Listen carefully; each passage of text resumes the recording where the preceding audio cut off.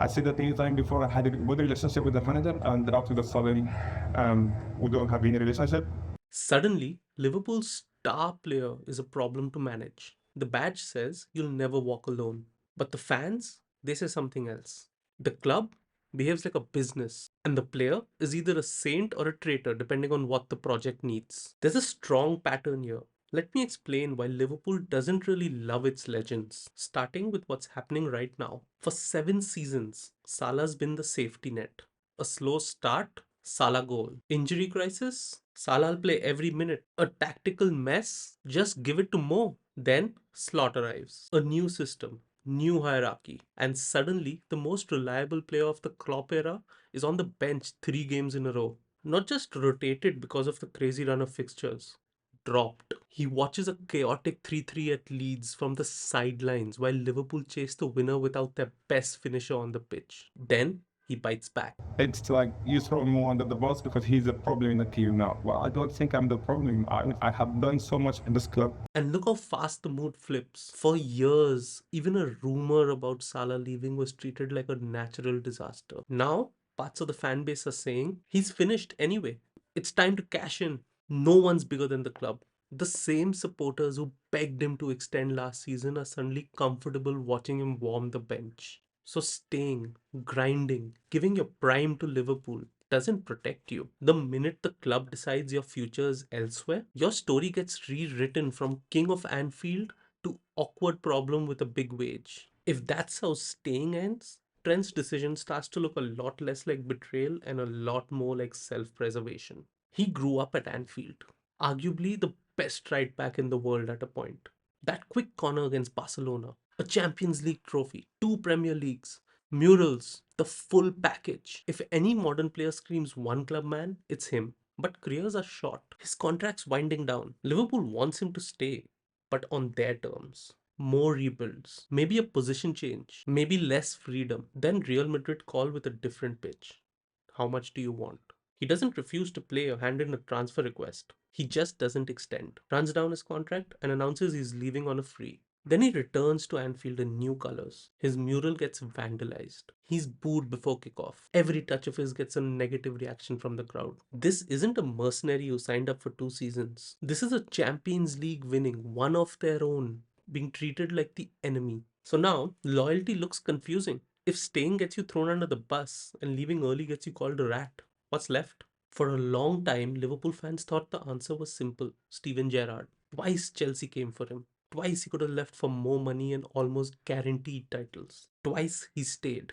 He wins the Champions League, wins the FA Cup, and even carries some bang average squads on his back. If anyone deserves the perfect farewell, it's him.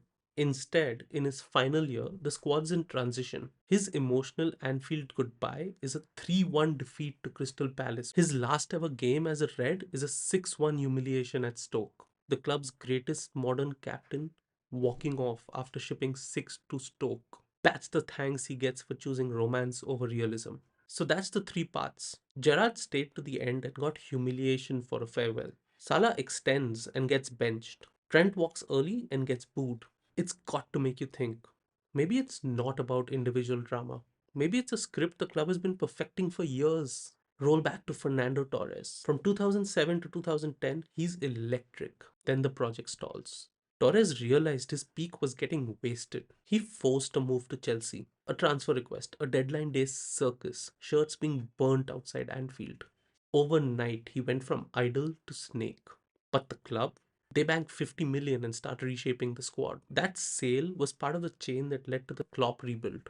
Publicly, Torres is the villain. Privately, the club badly needed that money. It was the same template for Coutinho. For years, he was the little magician bailing Liverpool out with screamers. Then Barcelona shows up. He pushes, misses games, fans rage. He becomes the traitor. Liverpool take the record fee and turn it into Allison and Van Dijk. Again, the disloyal player funded the most successful era in modern history for the club. And finally, you've got Sadio Mane and Roberto Firmino, the so-called healthy breakups. Mane wears the number 10, runs himself into the ground, scores huge goals.